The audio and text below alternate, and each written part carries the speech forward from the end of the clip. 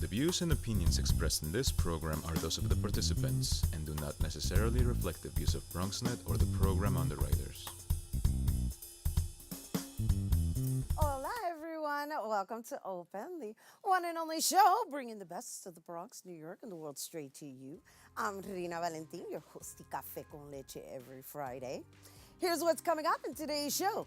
Leading things off, we'll have the opportunity to sit down with four-time Emmy winner Mickela Mallozzi to discuss her show Bare Feet's new season and her appearance at the upcoming New York Times travel show. After that, we'll take a look at my visit at the 2019 Women's March, where I got a chance to march with many women in support of equality to promote civil rights for every human being. Then we'll make some healthy drinks that will give us a fresh detox cleanse for the new year with founder of Born Juice, Henry Obispo. And next, we'll talk all things fashion with fashion and costume designer Adrian Alicea as we get a taste of his fashion line being presented for this year's New York Fashion Week. And later on in the show, Bobby C brings us up to date with the latest headlines in the world of sports.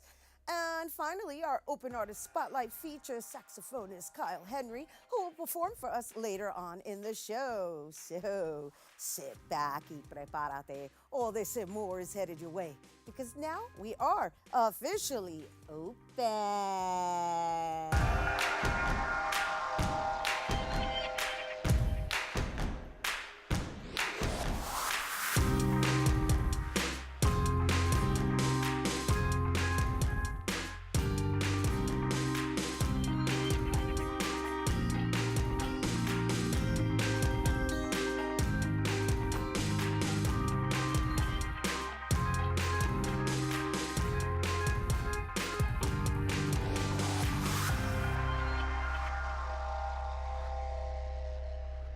Hello and welcome to Open, everyone. Happy New Year. I'm going to be saying that the entire month of January. I'm Rhina Valentin, your host, y Café con Leche, for the next hour. Always inviting you to get social with us. That's right. Tweet us and follow us on Instagram at BronxNet TV or like us on Facebook at Open BronxNet Television. And of course, while you're there, don't forget, follow moi on Twitter, FB, Instagram, Insta Stories, LinkedIn, and Snapchat at Rhina Valentin. So our first guest is a four-time Emmy winner.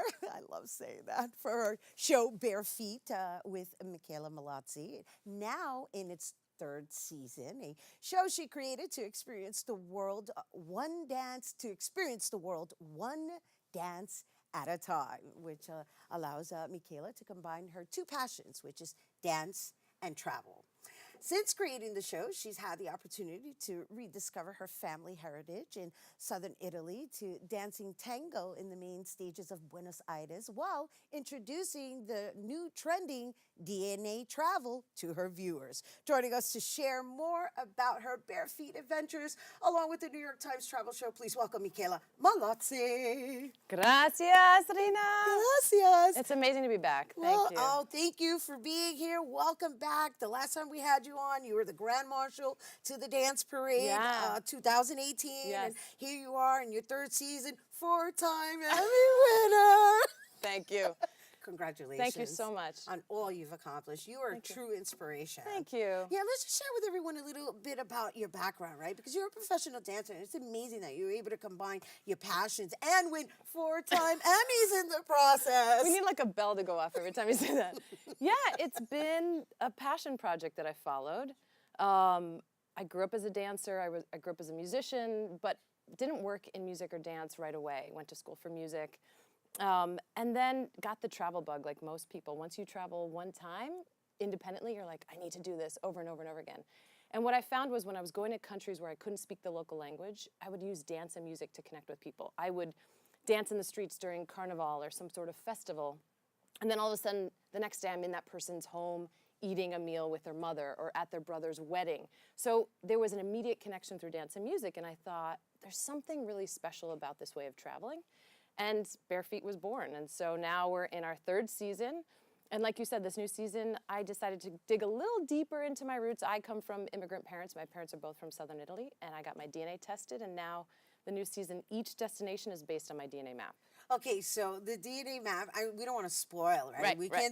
can't give everything Right, away. right. However, the idea is that yes, you acknowledge your Italian ancestry, but there's more to it than Right, that. right, yeah. And so you've traveled to different parts. Do you want to share those additional parts, or do you want people to tune in for that? I'd love to share some of it. Okay. We still have a few that are, a bit secret because we're still filming. And what we love to do is, if people tune in on social media, we do a live Facebook and Instagram to announce where I am in this next DNA journey. But where we've been so far, I go back to Italy, so I chose Puglia, which is the heel of the boot, which has a big Muslim influence, Greek influence, Turkish influence, right in the heel of the boot, and it's just beautiful. So we do La Pizzica, which is this like rigorous dance that used to be used to heal women of depression, but it was called the venom of the spider, right? So it's this beautiful, beautiful old tradition. Fascinating. I head to the Caucasus, so I'm in the country of Georgia, which was just unbelievable, absolutely beautiful.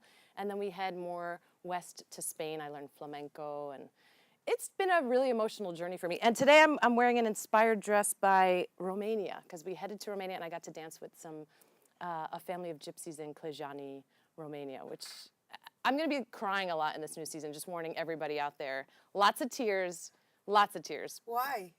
Well, I felt so closely connected with these people on a different level. When I connect with people every day, even when I'm here in New York, our last season was here throughout the city of New York, and that was so special because I got to connect with our neighbors, people who are New Yorkers, people we love. But this was a different level. It was somewhere in my past that I don't know specifically, somewhere in there, someone that where I come from is from here. Right. Or from this land, or from these people. And it just was overwhelming. It felt like this, I don't know if you are familiar with like blood memory, this whole idea of feeling connected to a place without knowing why. Well, I haven't experienced I guess identifying that, but I've experienced it a lot. Yeah.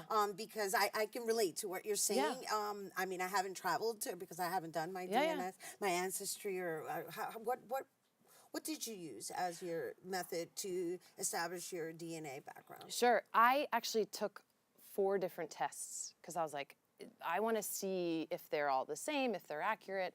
And they all had a general region, the same region. They were just slightly different percentages, but one test said I was 4% Ashkenazi Jew. Another test said I was more North African. Another one said I was only 11% Italian, but 67% Greek. It was really interesting to see the range in changes for each one, but it was generally like Mediterranean, North African, Middle Eastern, Caucasus, the Balkans. And that made sense. Geographically where my parents are from, in southern Italy, it was invaded and overcome by totally different people over the history of humankind, but also it was a port city, so just people are coming in left and right. No, it's amazing. It's amazing, right? When you start digging into your background, into the history, and then you start realizing that in some form we're all fused together anyway. We're all mutts. Yes. At some point, Yes. even if we're originally from, we're all mixed. Right.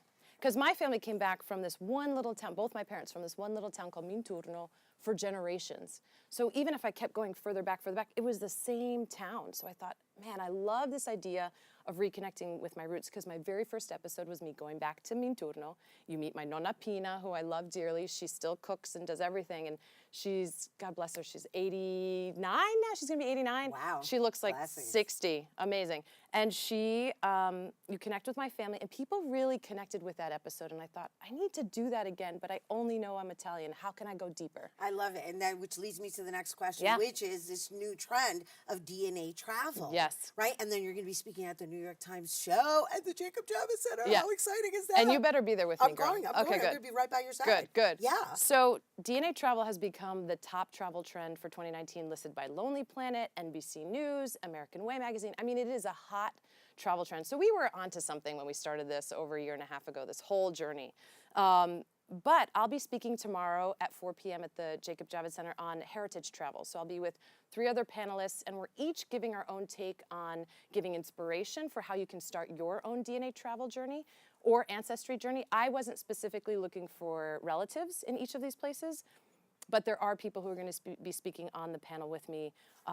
His name is Anthony Fasano, and he wrote a book. He did it all himself, and he went to his ancestral village back in southern Italy and met with all of these relatives that he didn't even know about.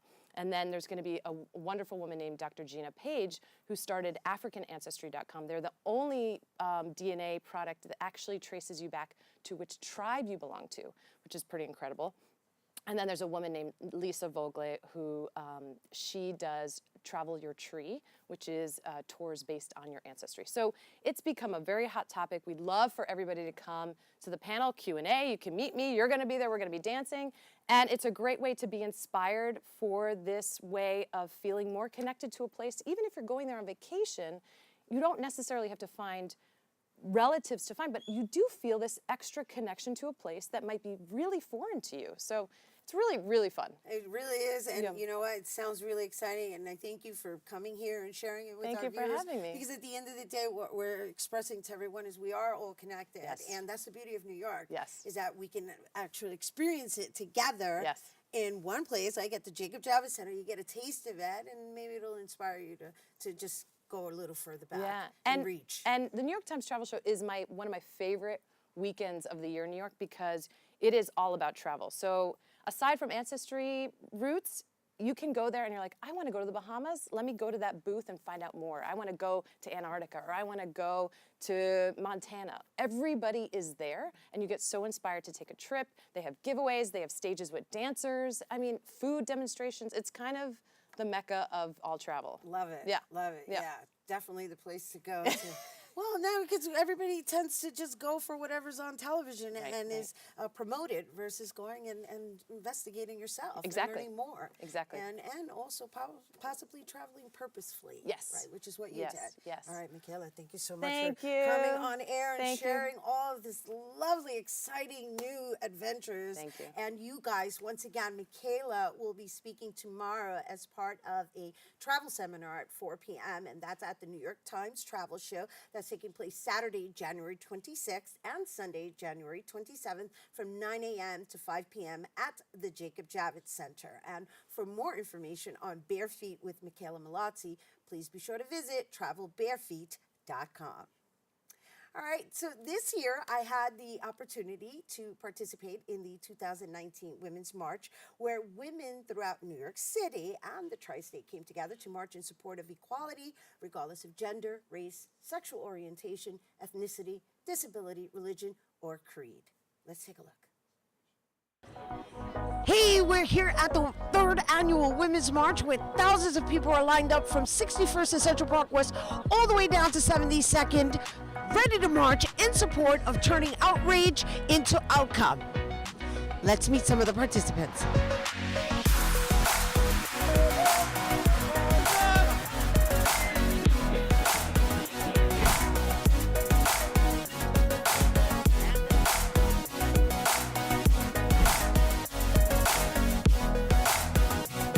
To kick off the Women's March, representatives from the Shinnecock Indian Nation offered prayer and blessings in solidarity by performing a traditional basket dance song that signifies women's sacred connection to Mother Earth.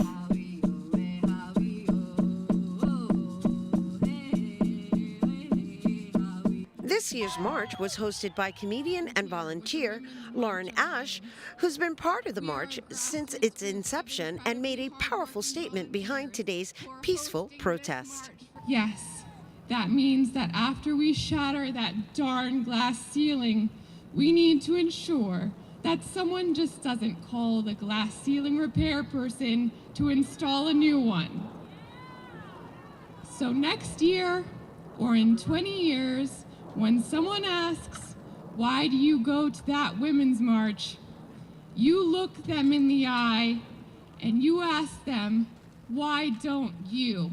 Although the weather wasn't so inviting, New York City Hispanic Chamber of Commerce Director of Operations, Suma Arsu Brown expressed how even the temperature did not prevent women from coming together. No matter what weather it is, hail, snow, rain, women still come out together because they understand how powerful we all are if we continue to raise our voices. And this is what this march represents. This is why the New York City Hispanic Chamber of Commerce wholeheartedly supports the Women's March Alliance. The mission of the Women's March Alliance is to provide a safe and accepting platform for supporters of equality to rally and march in promotion of civil rights for every human, regardless of gender, race, sexual orientation, ethnicity, disability, religion, or creed. Our next speaker was Jewish writer, activist, small business owner, and proud transgender Hannah Simpson, who's been featured on Trevor Noah and mentors within the trans community of all ages and transition stages, unapologetically sharing her past to help those not be ashamed of their future. It didn't matter that my path to womanhood was different. I am part of the sisterhood now, and sharing my challenges has been as contagious has been contagious. Even in hiding, I now know that I was never alone. Because we are out here today sharing our realness, now more than ever, at a time when our very humanity is being tested by an administration that deals in ignorance, lies, and hate. Amongst the speakers was the youngest woman to ever be elected to U.S. Congress, Bronx native Alexandria Ocasio-Cortez, who shared the motivation behind her campaign. That time in 2017, I went there to DC and we marched on the Capitol, and I saw the Capitol building. I had just come from Standing Rock, and let's thank our sisters who opened our ceremonies today. And I saw that Capitol and a shiver went up my spine. I did not know then that I would run for Congress. But several months later, I launched my campaign. And last year, we elected the first freshman class that was about 50% women. I even marched with the Congresswoman. BronxNet, what's up? Yes, what's up, BronxNet? I love you guys. What do you have to say to the girls in the Bronx?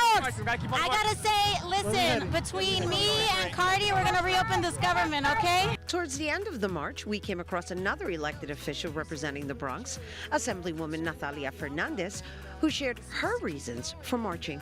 What are your reasons for marching today? Well, just to stand side by side with, ladies here and before me and in the past and now, to continue to keep this fight going for true equality, for women's rights, reproductive rights, equal pay, so many different, factors that we're still trying to change. And this is just a reminder that we won't stop until we get there. As the march came to a close, let us remember, since the first Women's March, women have been unifying and empowering each other to come together in celebration and encourage the work that still needs to be done, however, knowing we all have each other's backs. At the 2019 Women's March, I'm Rhina Valentin for BronxNet. From the north to the south to the west to the east, we are expanding our services and upgrading technology at Lehman College. And now, Bronxites have an innovative media production facility in the East Bronx at Mercy College in the Hutch Metro Center. The windows on the East Bronx studio, a state-of-the-art control room, media labs for production and training, and other media-capable spaces.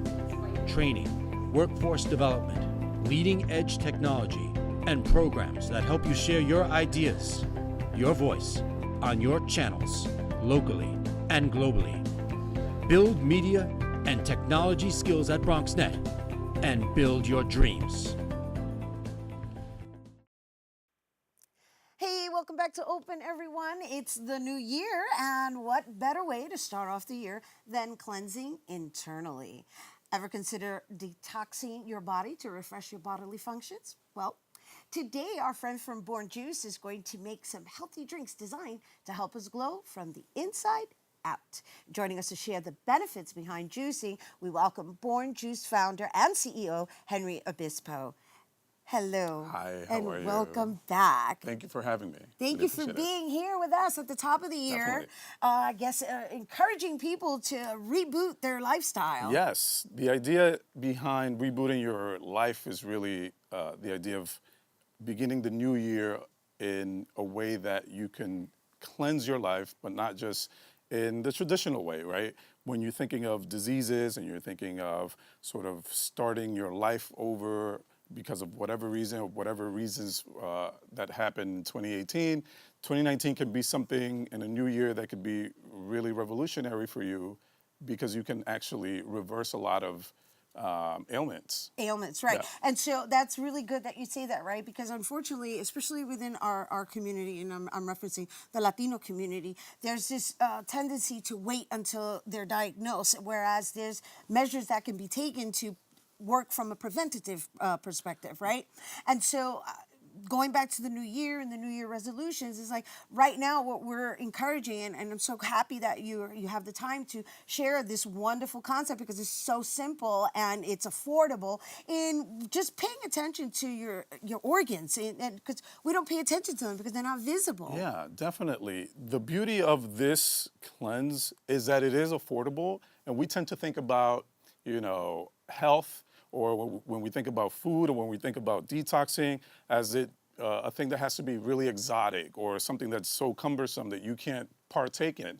But the reality is that, a staple vegetable like celery that costs, $1.50, can really do a lot for you. And we want to show the community, specifically here in the Bronx, because we want to be cost effective and cost conscious, and to let people know that that's not a barrier. Right, exactly. And it's important because we want it to become habitual. And so we have a whole bunch of celery sticks here, and I'm looking forward to seeing what we're going to do with them. Well, we're about to juice that, and I definitely want you to do don't have the to cut it honors up or also. anything? No, just put it in. Just put it in? Yeah. Oh my gosh, look, that's super easy. There you go. Anyone would Look at think that. I've never seen a juicer. So what's the difference between juicing and using a blender? Well, juicing allows for the liquid to really just go through your body and go through your bloodstream, and really be used as a sort of a wash.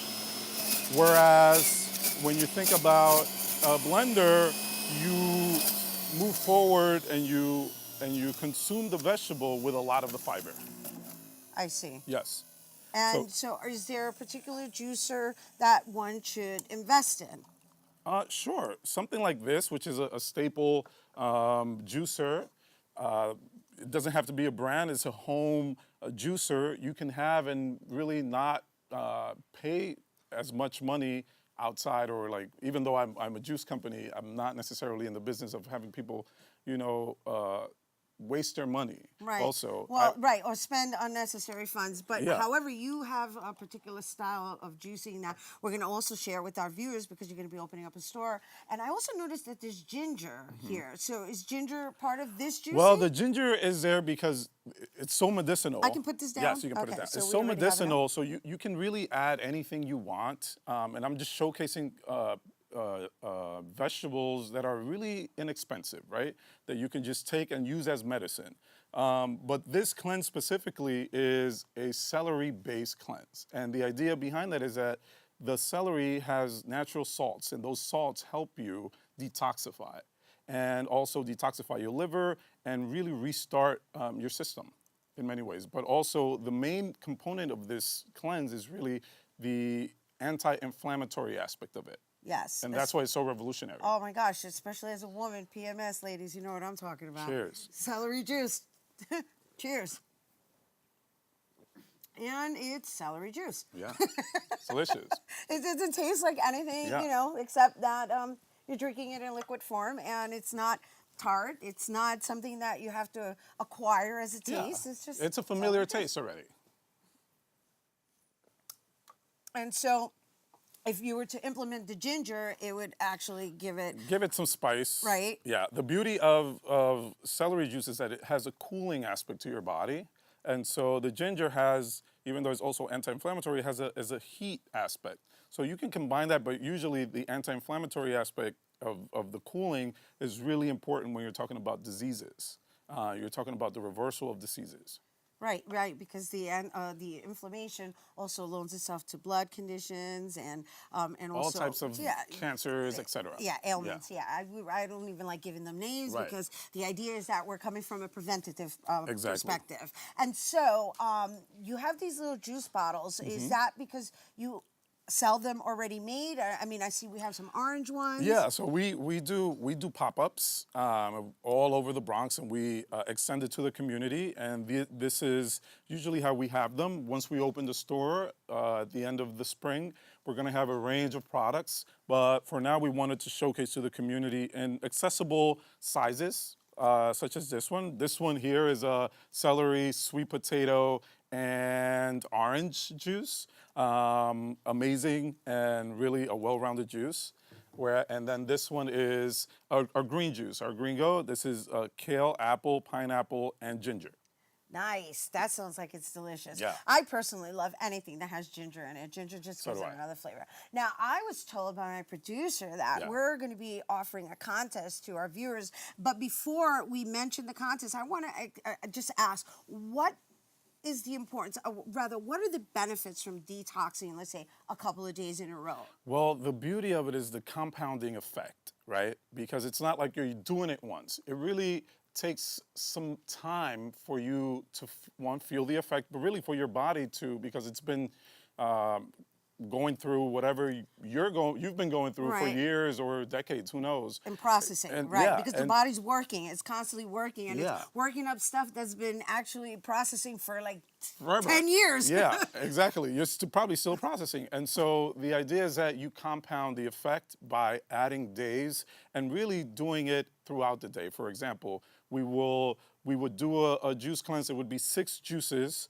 larger than these, double the size, 16 ounces, and you would do 6 throughout that day with the idea of covering all the bases in terms of like the times that you would eat, but with the method behind that is that you would be fulfilled and satiated, liquid, but you would also compound because you would do a whole day and then you do a second day and a third day.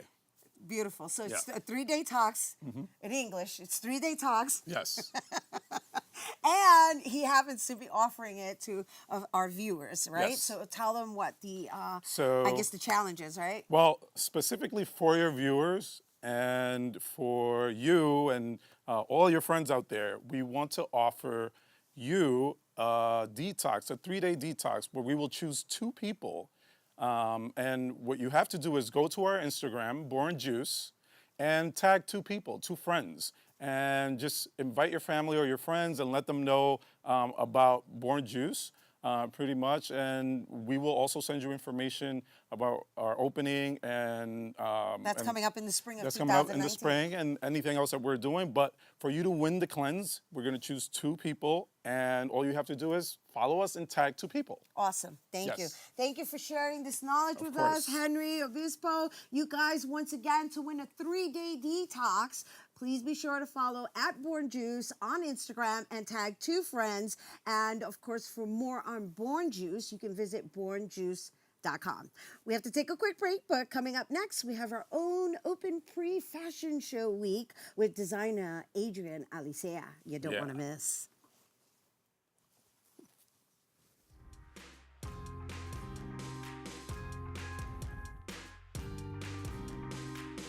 We built a media network for you. BronxNet TV. Come learn in your new state-of-the-art studios at Lehman College. At Mercy College. And coming soon to the South Bronx in the Hub. Inspire with your stories, culture, history. Your Bronx on BronxNet. Engage with us. Connect with us at your channels and at BronxNet.tv. Learn, engage, inspire. BronxNet TV. From the Bronx to the world. BronxNet. It takes less than 1 minute to find out if you may have prediabetes. You can do it here. But you probably won't. You're busy. Kids, work, show coming back in 48 seconds. So let's do this now. Hold up 1 finger if you're a man, women, 0. 3 more fingers if you're over 60, 2 over 50, 1 over 40. If you're not sure, keep in mind you're sitting on a couch right now, so one more finger if you're not very active. One finger if yes, 0 if no. 1 yes, 0 no. Next, find the body type that looks most like you and hold up that many fingers while I look around awkwardly.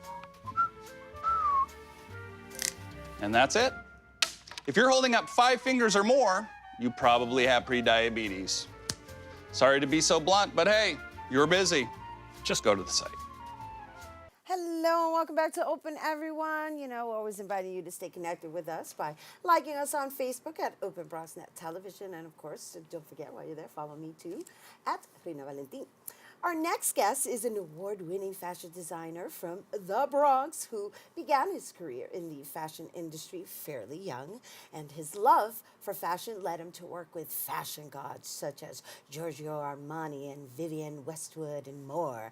And throughout the years, he's also worked with celebrities such as Nick Cannon, India.Arie, Zoe Saldana, Little Kim, along with many others, and now known for his creativity with upholding unorthodox fashion shows. Interesting. Here to share more about his clothing line, along with this year's inspiration for the New York Fashion Week, please welcome Adrian Alicea. Hola. Hola. Is it Adrian or Adrian? Well, my father would say Adrian, but here in America we say Adrian. Adrian. Yeah. Yeah, so you kind of just suggested. Yeah. Adrian, Adrian. Yeah.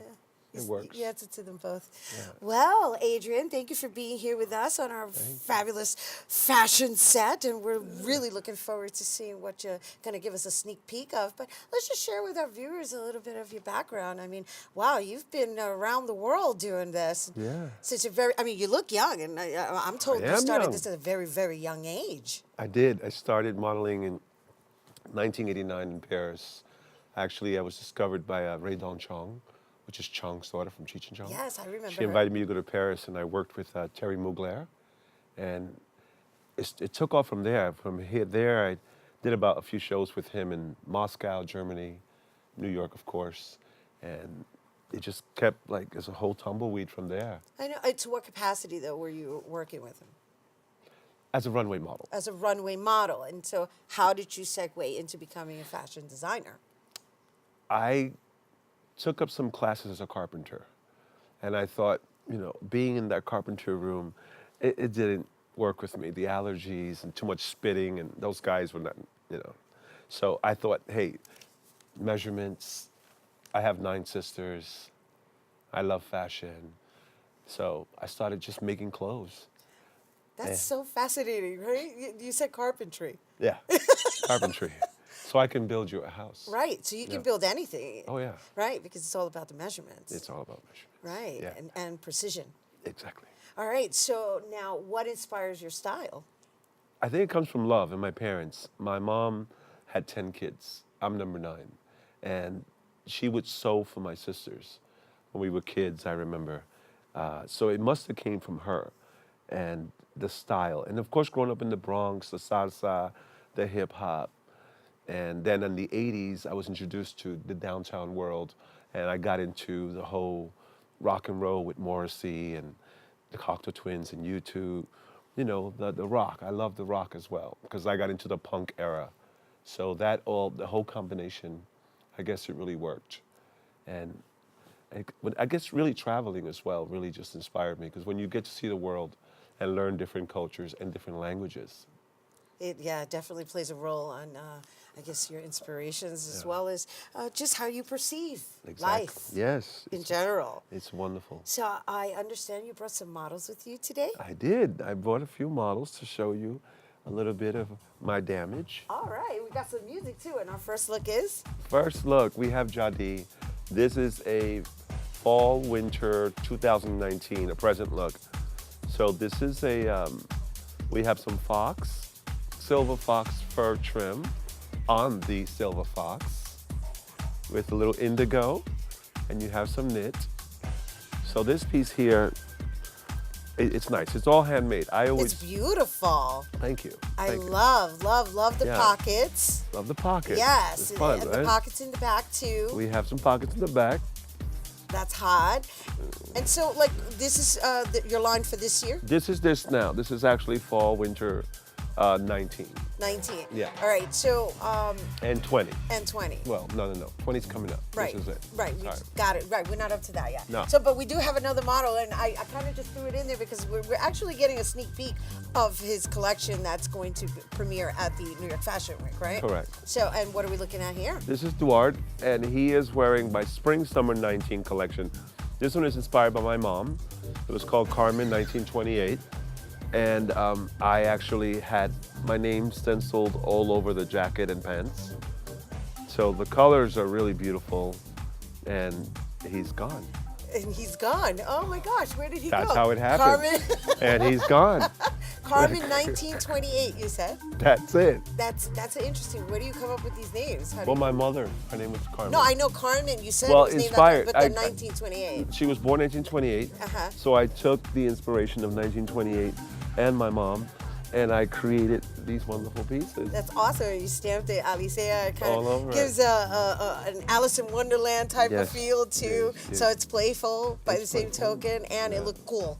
It looked Yeah. cool. It's not so serious. And the next, this is the last look we're going to be looking at? Yeah. Oh, wow. This is a look nice at look. this. Yeah, right? Oh. I see you like fur a lot. Yeah, I know. Fur, it's a good piece to have. This is also it's a gunmetal like fox, and this is a good bit with a tweed. I also have the matching hat and the gloves. Ah, nice. Fur always like just kind of livens up whatever it is that you're wearing, right? Yeah. Fur is good. I love fur. It's elegant. It's elegant, right? Yeah. This is a good piece. So what would you consider that though? Is that a coat or This is is that... a coat, of course. This Yeah. is a coat. So it's not like a sports jacket or something that you would wear inside. Oh no. We Well, wanna- I'm No, fashion is not no. my. I don't know if I'm using the proper language, but I'm saying like something that you could just rock inside, not just outside. Well, I would take this out to maybe a fancy dinner. A fancy dinner. Yeah. Okay. You want to show up with style. Right, of course, yes. But I wouldn't want to take it off. That's the whole point. I know. Let me ask you Someone that will take question. it.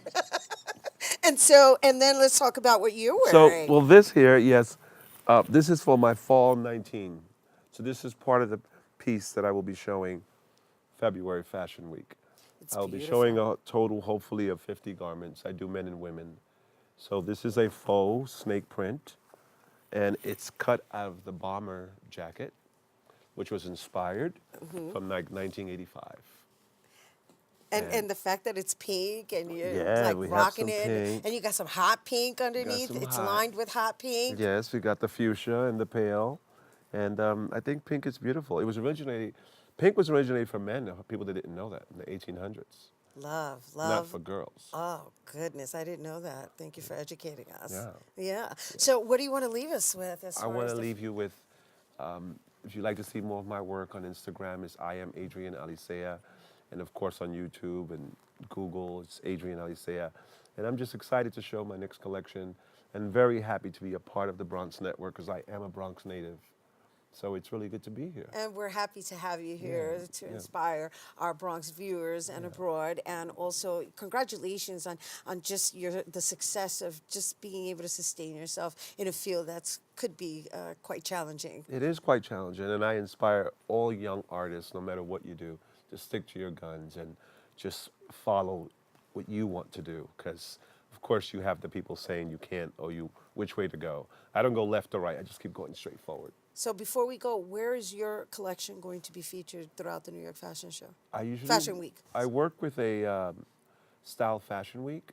I worked with them for the last few years, and I've been collaborating with them, showing my collection with them. It's a grand stage for a 100-foot runway. They usually do it at the Hammerstein Ballroom. So it's really big, and you're welcome to come and just come backstage and you get to see all the beautiful models. Ooh, looking forward to that. And of course I will dress you. And you will dress me. Oh, we course. got that on air, everybody. You heard that, right? Yeah, I gotta dress you. I'm going to get an Adrian Alicea. Original. Original. Yes. Love. Ooh, I'm tickled. And so Fashion Week is from February 8th through February 18th. So 7th through the 14th. 7th through the 14th. Yes. Okay. All right. Glad you correct me on that one. All right. Got to make sure everybody shows up on the day. Okay. You guys, once again, for more on Adrian Alicea, I was going to say Adrian, but Adrian Alicea, and his clothing line, please make sure to visit adrianalicea.com. biz. All right, stay tuned because Bobby C's weekly sports roundup is coming up next. We are together. And for the last 20 years, we have been building on a vision to share our views, our voices on our channels. We are the Bronx. We are BronxNet.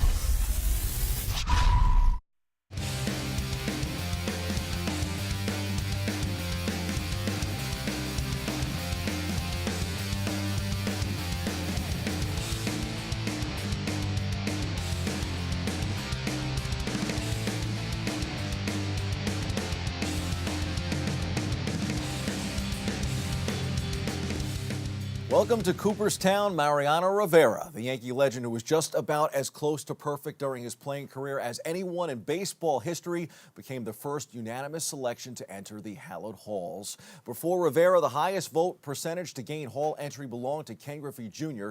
in 2016 when he received 99.3%, named on 437 of 440 ballots. This was just beyond my imagination, Rivera said on a conference call with reporters. Just to be considered a Hall of Famer is an honor, but to be unanimous is just amazing. Rivera, designated hitter Edgar Martinez, and starting pitchers Roy Halladay and Mike Mussina will be the newest members of the Hall of Fame. Rivera appeared on all 425 ballots. The four were voted in by the Baseball Writers Association of America on Tuesday. Of the four, Halladay and Mussina were first-round draft picks, though only Mussina was touted for stardom from the start of his career. Martinez, in his final year on the ballot, received 85.4%, culminating a late surge of support. He received just 27% 4 years ago when his election felt like a remote possibility. Halladay, who died in 2017 when the plane he was piloting crashed into the Gulf of Mexico off the Florida coast, also received 85.4% of the vote, joining Rivera as first ballot inductees. Mussina received 76.7% of the vote, clearing the 75% threshold by 7 votes. For the 7th straight year, the greatest hitter of all time and the greatest pitcher of his era will not be inducted into the Baseball Hall of Fame. Barry Bonds and Roger Clemens received 59.1% and 59.5% of the vote, respectively, short of the 75% needed to enter Cooperstown. With the 2019 Baseball Hall of Fame class announced, we can look ahead at the ballot for 2020, headlined by longtime Yankee captain Derek Jeter. High-profile holdovers include Clemens and Bonds, Curt Schilling, and Larry Walker. It will be the 8th year on the ballot for Clemens, Bonds, and Schilling, while Larry Walker will have his 10th and final opportunity to win that 75% of the vote. The players debuting on the 2020 ballot retired after the 2014 season, and it's not a particularly deep group beyond Derek Jeter. The Bronx Bombers lost some of their depth in their rotation this week, dealing failed starter Sonny Gray to Cincinnati. Gray signed an extension with the Reds afterward. On July 31st, 2017, the Yankees sent 3 solid prospects to the Oakland Athletics in exchange for Gray, who was expected to immediately stabilize New York's starting rotation. At the time, it seemed like a smart deal for the Yanks, who were acquiring a formidable right-hander who had been an all-star in 2015, but it never worked out that way. Instead, by early August of last season, a struggling Gray had been demoted to the bullpen, and when the postseason arrived, Gray was left off the team's roster for both rounds. On Monday evening, Cashman traded away Gray. The Yankees announced that they had sent Gray and a minor league pitcher to the Reds in exchange for a second base prospect, Shed Long, and a draft pick. In a subsequent trade, the Yankees then shipped Long to Seattle in exchange for the outfielder Josh Stowers, who was rated the Mariners' 10th best prospect, wheeling and dealing by Brian Cashman. Wilmer Flores endeared himself to New York Mets fans when he got emotional during a game in 2015 after believing media reports that he had been traded. About 3+ years later, a deal with the Arizona Diamondbacks suits him just fine. Flores and the D-backs finalized a 1-year contract on Monday, guaranteeing the infielder $4.25 million. He gets a $3.75 million salary this year as part of the deal, which includes a $6 million team option for 2020 with a $500,000 buyout. Flores became a free agent last month when the Mets didn't offer a 2019 contract. A versatile 27-year-old Flores hit .267 with 11 homers and 51 RBIs last year, playing first, second, and third base. He made $3.4 million for the Mets. Free agent infielder Asdrubal Cabrera and the Texas Rangers are in agreement on a 1-year deal, $3.5 million, pending a physical, league sources told ESPN. Cabrera can play all around the diamond too and slot in at at a utility role if necessary, but the Rangers plan to play him at third base. The switch-hitting Cabrera, now 33, batted .262 with 23 homers and 75 RBIs in 147 games last season with the Mets and the Philadelphia Phillies. He hit .228 with 5 homers for Philadelphia after being acquired on July 28th to give the team some infield flexibility and pop for its playoff push. Time for some quick hitters from around the world of sports. Very little, if anything, has fazed Zion Williamson during his freshman season at Duke, and that now includes Jay-Z sitting courtside. Greatest rapper alive.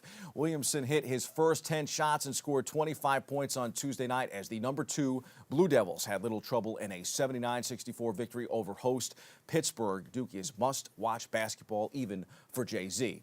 The New England Patriots had played the lack of respect card. Quarterback Tom Brady had declared publicly that everyone thought they stunk, to paraphrase it kindly, and couldn't win any games. They had to take their dynasty, which hasn't always traveled so well at this time of year, on the road.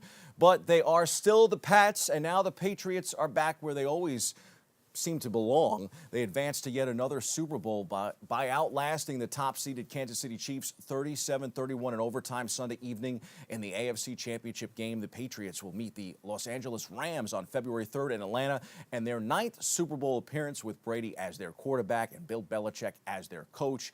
They will be seeking their 6th Super Bowl triumph in that span. Both championship games featured some very questionable calls that may have actually decided the games. Here's a situation from the NFC title game with 1:49 left in the fourth quarter, and the Saints at the Rams' 13-yard line. Drew Brees threw a pass in Tommy Lee Lewis's direction down the right sideline. Robbie Coleman came over and leveled Lewis before the ball got there, clearly interfering with him. No flag.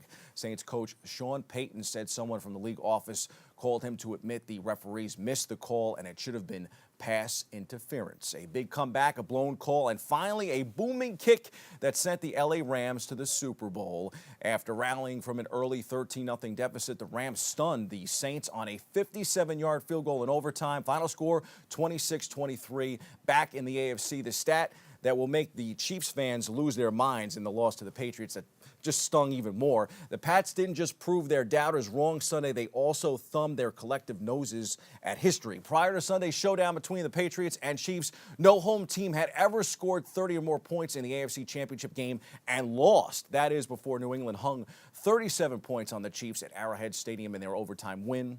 In the NBA, the Rockets and the Bulls finalized a trade Tuesday that sends veteran forward Carmelo Anthony from Houston to Chicago. The Bulls have no plans to play Anthony and will look to either trade the 10-time All-Star before the February 7 deadline or ultimately waive him and make him a free agent. I still think he lands in L.A. with LeBron James and the Lakers. The Golden State Warriors added another player. DeMarcus Cousins is back from injury.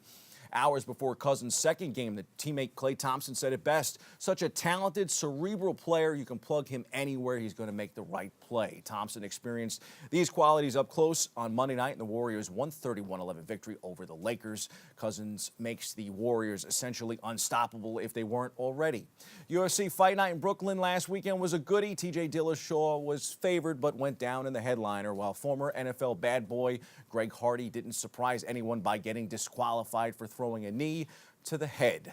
In other MMA news, UFC heavyweight champion Daniel Cormier will likely put his retirement plans on hold and fight 2 or 3 more times, according to reports. And in tennis, Serena Williams was 1 point from victory, 1 serve from setting up a semifinal rematch against 2018 U.S. Open champion Naomi Osaka. Then she fell apart against number 7 Karolina Pliskova. Unbelievably, Williams lost her last 11 points on serve, while Pliskova, a former world number 1, saved 3 more match points and won the next 5 games and the match to earn a spot in the Australian Open semifinals for the first time in her career.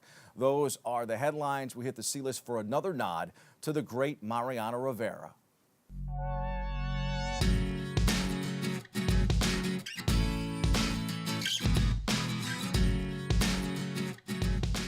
Recently, I did a top 10 list of the greatest New York sports icons in history. Mariano Rivera made that list, and I actually had him higher than Derek Jeter and just below the big 4 of Babe Ruth, Lou Gehrig, Joe DiMaggio, and Mickey Mantle. I think that's pretty fair. The durable, consistent, late-inning genius who improved in the postseason. Rivera had a 0.70 ERA in 141 playoff innings. That's essentially 2 years worth of baseball.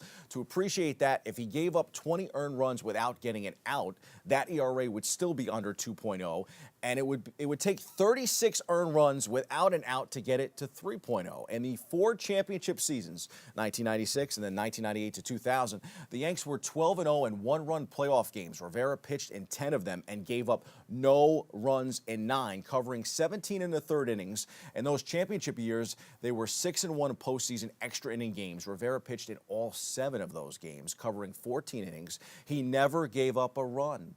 Those 4 previously mentioned are Hall of Famers, of course, but none of them are unanimous. There's only one Mariano Rivera, and while position players might be looked at differently, as well as closers too, there's no denying that Rivera was the centerpiece of the Pinstripers' latest dynasty, the ultimate security blanket, the Sandman. Congrats to you, my friend. That's your sports. I'm Bobby C.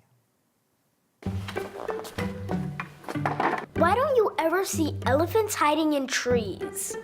Because they're really good at it.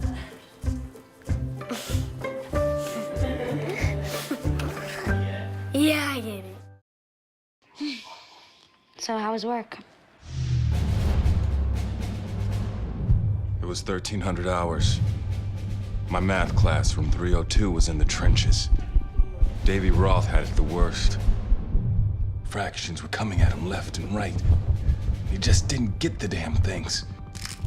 2 days ago, I tried to teach him what 1/4 of 1/2 was using different sizes of blocks. Yesterday, I tried again by dividing up pizza. Both missions failed. Oh no. But today, I was ready. I created a combat math game where the only way to beat the enemy is to out-fraction them. Davy conquered every last denominator. My game was so successful, the principal is deploying it to math squadrons all over the school. Anywho, how was your day? Oh, today my boss treated the office to salad wraps. Salad wraps. I know. Hello and welcome back to Open. It's now time for this week's Open Artist Spotlight.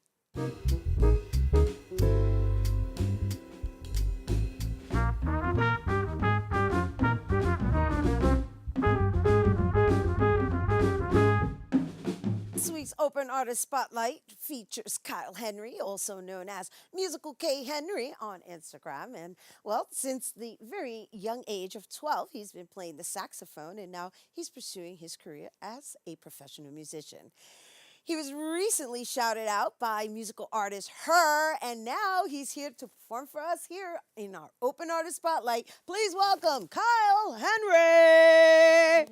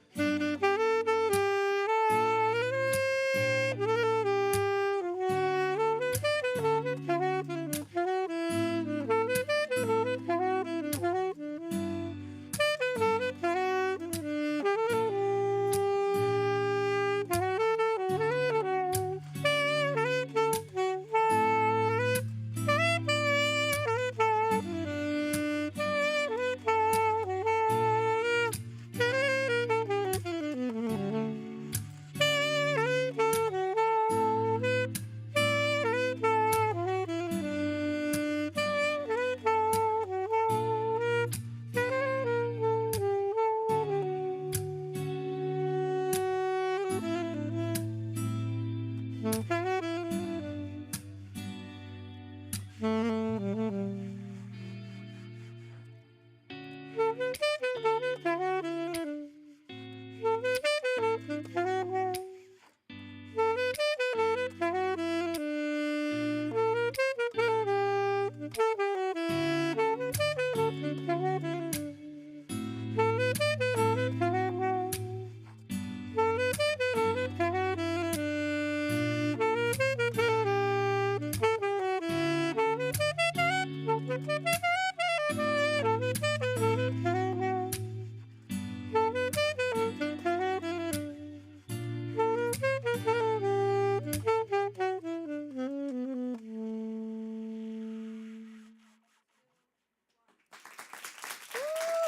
Henry, everyone! Woo! Yes, that just makes everything okay.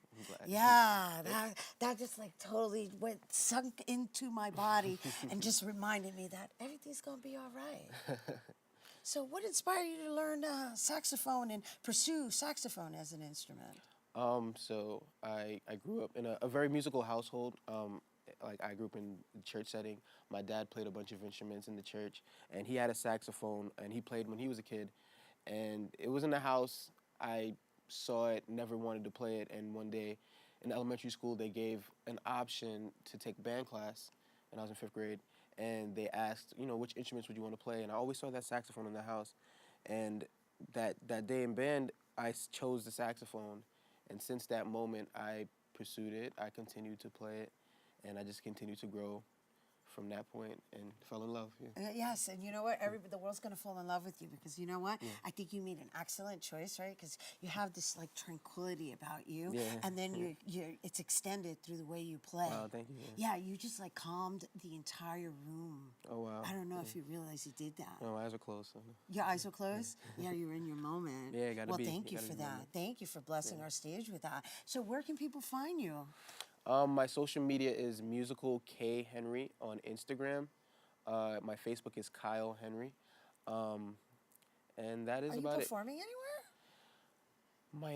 I do a lot of private gigs. I do a lot of gigs? weddings. I do a lot of private parties, especially if you need any booking. Yeah, same thing, private parties. But publicly, I have a show in February with a band that I play with. But it'll be on my Instagram page. I'll shout all of it out on my social media, so if people are interested. Of course you will. Yeah, That's the new generation. Yeah. Thank you for being here with No us, problem. you guys. Once again, for more on Kyle Henry's music, make sure to check him out on Instagram at Musical K Henry. And bueno, mi gente, you want to play me out here? Okay. That is our show today. That is, yeah. Thanks to all our guests for coming through, and to you, our viewers, for tuning in. If you missed any part of the show, you can check out the Mickela Mallozzi 24 hours a day at BronxNet.tv. I'm Rhina Valentin, and from all of us here at Open, may the universe provide paz, prosperity, y amor. Smooth.